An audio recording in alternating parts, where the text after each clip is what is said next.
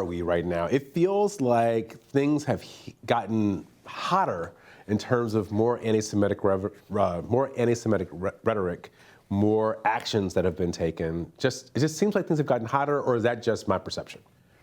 No, it is reality that, importantly, anti-Semitic incidents have increased. Just last week, there was an incident targeting Jews in New Jersey, and we have seen in recent years an unprecedented rise in anti-Semitism targeting our community across the country. And yes, it is correlated with the rhetoric and the hateful policies coming out of this White House. The president himself has said things that are considered anti-Semitic, including just last week.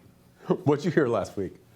Well, last week he gave a speech before the Israeli-American Council where he said, "You Jews are killers," and he was referring to issues related to money. He was repeating anti-Semitic stereotypes that have been used to target Jews in the past, and he said, "You have no choice but to support me," implying that Jews would never support anyone who supported a wealth tax. But the reality is we do have a choice. We didn't choose him. An overwhelming majority of Jews voted against him in 2016. They're going to continue to vote against him in 2020.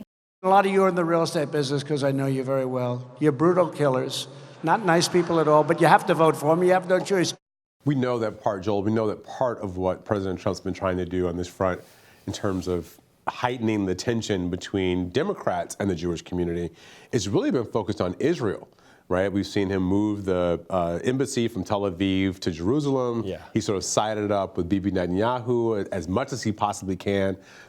What's happening on that front that people should pay attention to? Yeah, if there were a checklist of the right-wing asks in the Jewish community for any president to execute, he would be getting A's on all of those, but he is alienating the majority of American Jews, not only moving the embassy, but recently calling settlements in the West Bank legitimate. He has essentially overturned 40 years of American policy, and that's very sensitive, and that is done essentially by him to pander to his right-wing base, to get evangelical Christians, who are the dominant force in Republican politics on Israel, on his side, and to push back against Jewish Americans who are, as Halie pointed out, overwhelmingly Democratic, and to put us in a sort of position that we could be perceived as anti-Israel if we don't support his policy. That's not the case. His policies harm Israel in the long run, but that's how he's playing politics with Israel. You know, and I got to say, as somebody who was in a family that sometimes attended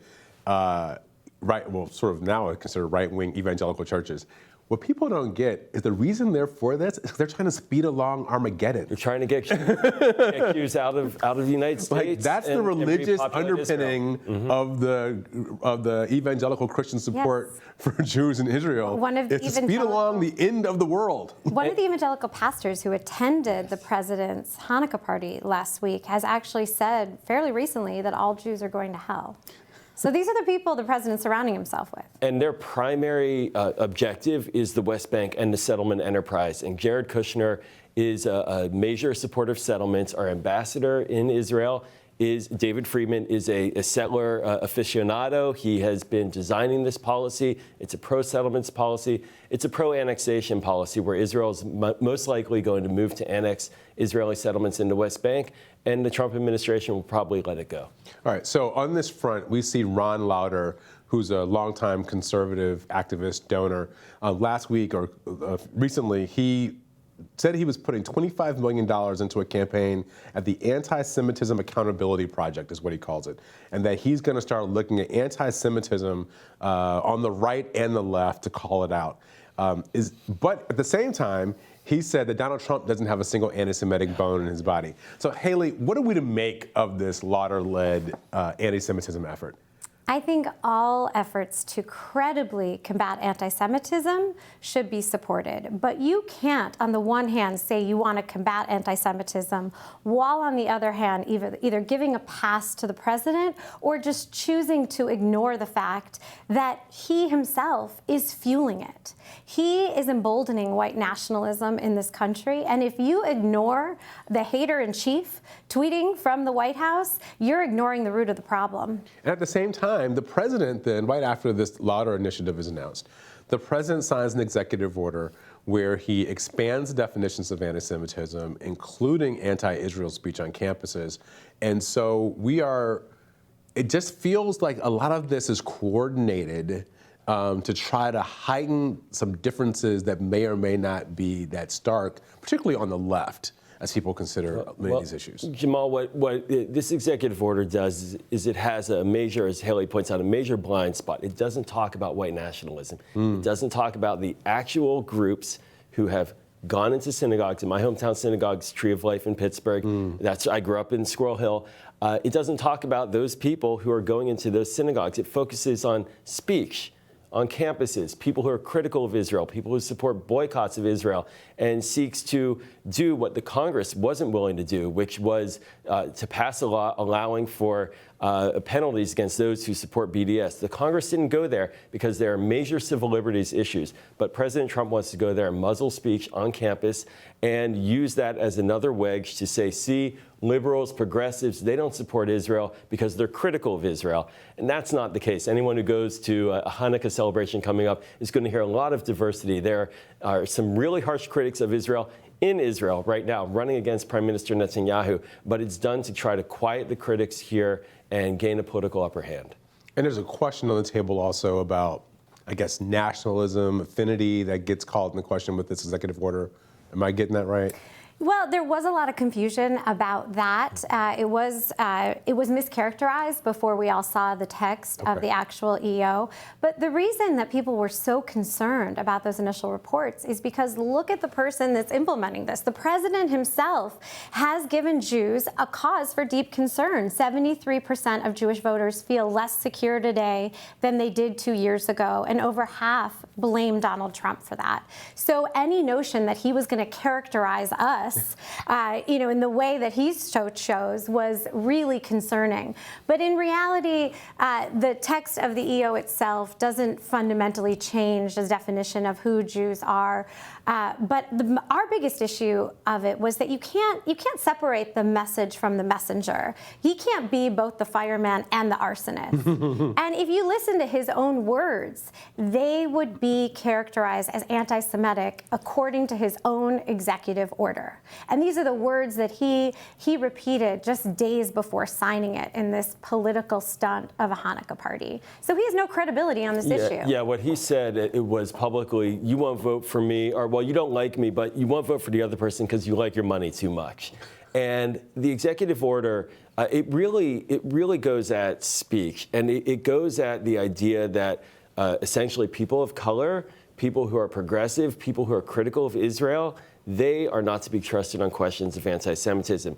But it does not talk about the hate groups in this country. If it was going to be more credible, it would have beefed up the FBI counter extremism work, and it would have helped to ensure that on campus that that attacks against Jewish communities would actually be rooted out. But instead, it just goes after people who are critical of Israel, and that's not the core issue we're facing right now. So in the wake of this executive order being signed last week, literally in the wake of the signing of the executive order, we go to the Army-Navy game where the president's there. First of all, the president's there wearing a campaign baseball cap at a military event. Yeah. Which, could you imagine if Barack Obama wore like one of those O caps? They would have said he was at a military event.